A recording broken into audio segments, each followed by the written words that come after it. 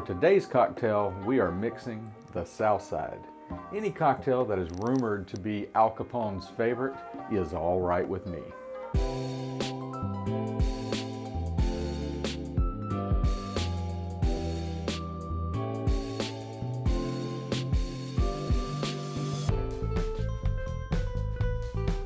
Today's victory shot is Hendrick's.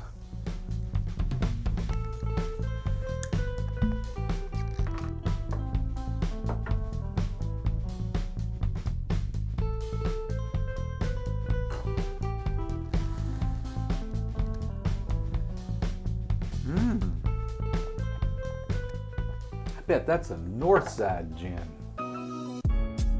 The Southside was Al Capone's cocktail of choice. That brings its level up pretty high in my book. Now the gin that Al Capone's rivals drank on the North Side was a smooth type of gin. It was drank with nothing more than ginger ale. But on the South Side of Chicago, the only thing that Al Capone's men could get hold of was a lesser quality gin. A bathtub gin, you may say. It took a few more ingredients and sweeteners to cover up that mess. Kind of like Al Capone himself.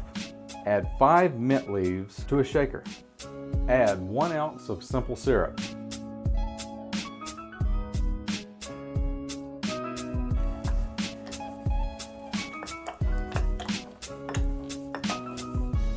One ounce of lemon juice. 2 ounces of gin. Today, I'm going to use my home gin, which would probably make Al Capone proud if he didn't kill me first. But first, we have to have a different type of shot, the one you drink.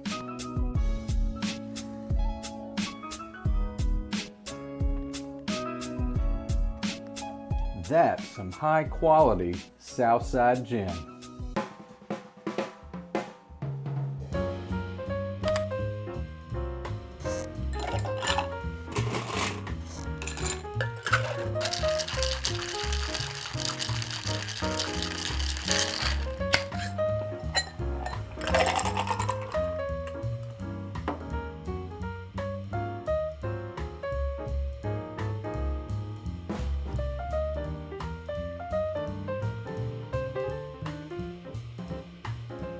Garnish with a mint sprig.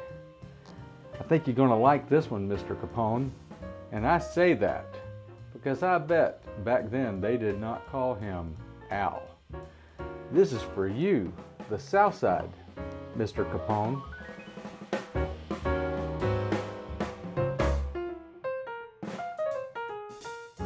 Today's word of wisdom is clarity. When you have clarity about a situation, you understand it. You understand what it means, what you're looking for, and why you need to understand it.